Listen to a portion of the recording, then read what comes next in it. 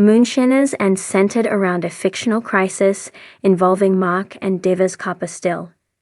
It combines drama, humor, and Appalachian grit while staying true to the spirit of the show. Moonshiners. Will someone take Mark and Diva's copper? The autumn fog rolled heavy over the hills of East Tennessee, settling into the hollows like an old friend with secrets to tell. Trees stood skeletal along the ridgelines, their leaves curled and fallen, crunching beneath the boots of men who'd known these woods since birth. Deep in the backcountry, in a spot you wouldn't find on any GPS, Mark and Digga were bent over a problem they hadn't expected to face. "Mark," Digga said, wiping the sweat from his brow despite the chill in the air. "I think we got ourselves a situation." Mark looked up from the makeshift workbench where he was retinning a copper worm. "You mean besides the fact this still's runnin' hotter than a church revival in Julie?" Digga pointed to the ground, where a set of fresh boot prints led up from the creek, right to their hidden still site. "Ain't just us out here anymore." Mark stood, his face tightening. "You sure that ain't just old Tickle? He wanders when he drinks." "I know Tickle's prints," Digga replied, squatting for a closer look. "These ain't his. These are heavier. Work boots. Someone snoopin'. Someone who knows what they're looking for." They both went quiet, the kind of quiet that's only broken by the slow drip-drip of mash running through copper and the low call of a distant owl. "You think they're after the copper?" Mark asked. "I'd bet my last jar of apple pie," Diva said. "Scraps go in for $2.50 a pound these days. And this still's solid hand-hammered. Worth a fortune to the wrong kind of fella." Mark and Digga had been moonshining together for decades. They weren't just distillers. They were craftsmen, artists of the illegal arts, keepers of an Appalachian legacy. Their still was their Sistine Chapel, a gleaming network of coils, pots, and thumpers, forged from copper so pure you could see your soul in it. And now someone was after it. They didn't sleep that night. Instead, they took shifts, sitting in an old hunting blind above the ridge, rifles across their laps and thermoses full of coffee spiked with just enough white lightning to keep the chill out. Mark went first. Digga, ever the pragmatist, tucked into the back of the blind with a blanket and muttered, "Wake me if the world ends or if you see a man with a tow truck." Hours passed, the stars wheeled across the sky, and just as the first light of dawn touched the treetops, Mark saw movement in the underbrush. "Digga," he whispered, nudging his partner with his boot. "Get up. We got company."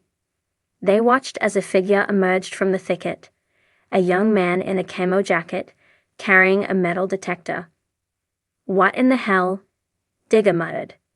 "Is that a treasure hunter?" "Not with those boots," Mark replied. "That's who made those tracks." The man moved cautiously, scanning the area, stopping now and then to kneel and dig. He hadn't seen the still yet. Thankfully, Mark and Digga had hidden it under camo netting and brush. But he was close. Too close. "You think he's working alone?" Digga asked. Mark scanned the tree line. "Don't see no one else. But folks like that don't work solo. They sell what they steal. This fella's the scout." They waited until he moved further down the hill, then climbed out of the blind, rifles still in hand but pointed to the ground. "Hey there, friend," Digga called. The man jumped like he'd been caught poaching, which, in a way, he had. He spun around, his hand going to his belt. "Whoa now," Mark said, stepping forward. "Ain't nobody looking to get shot today." The man froze. "I didn't know this land was posted." "It ain't," Diva said. "But that don't mean you get to wander through like it's a flea market." The man glanced around. "I'm just looking for scrap. Times are hard." "Times are always hard," Mark said. "But that don't mean you go trespassing where you don't belong." The man hesitated. You got a still up here? Diva's eyes narrowed. Now why would you ask a thing like that? The man shrugged. Heard rumors. Nice copper work. Worth something, even if it don't run no more. Mark stepped closer. That still's been in our family longer than you've been wearing diapers. You so much as breathe near it again, you're gonna find yourself rolling back down this hill with less teeth than you started with. The man put his hands up. All right. I ain't looking for trouble. Just trying to make a living. Then I suggest you find another mountain to scavenge, Diva said, before this one bites back. The man left, but the threat lingered like smoke after a burn. Mark and Digger knew better than to assume it was over. I don't like this, Mark said that night as they sat by the fire.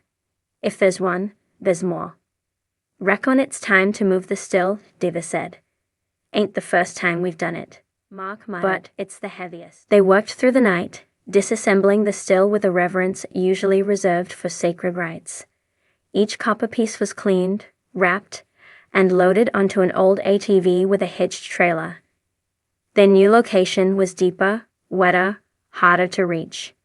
It took 2 days and 3 near wrecks to get everything in place, but when they finished, the still sat like a sleeping dragon beside a hidden spring. She'll sing sweet here, Diva said, patting the main pot like an old friend. But their troubles weren't over. 2 nights later, they heard engines on the ridge. Not hunters, not hikers. Trucks. Mark killed the lantern. They came back. Diva grabbed the shotgun.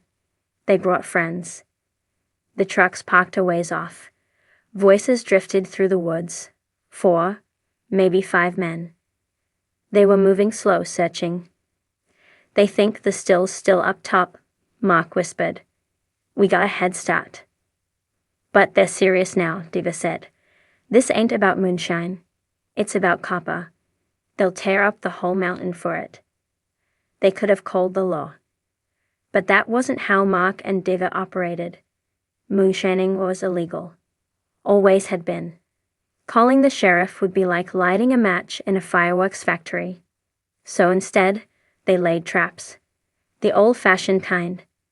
Fishing lines strung across deer paths, covered pits lined with brush, noisemakers made from mason jars filled with nails. The next night, the men returned, and they walked into every single one of them. There was yelling, cussing, crashing. At one point, a man screamed and ran into the night, wearing nothing but socks and an armful of angry raccoons. Mark's idea, baited with sardines and a little moonshine for courage. By dawn, the mountain was quiet again. A week passed. Then 2. The copper rustlers didn't come back. Word spread, as it always did in the mountains. Mark and Diva's hollow was cursed. Trapped.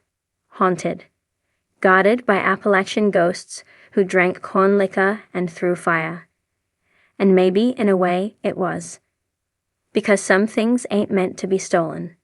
Some things are made with hands, fire, sweat, and stories passed down through generations. Some things shine brightest in the dark.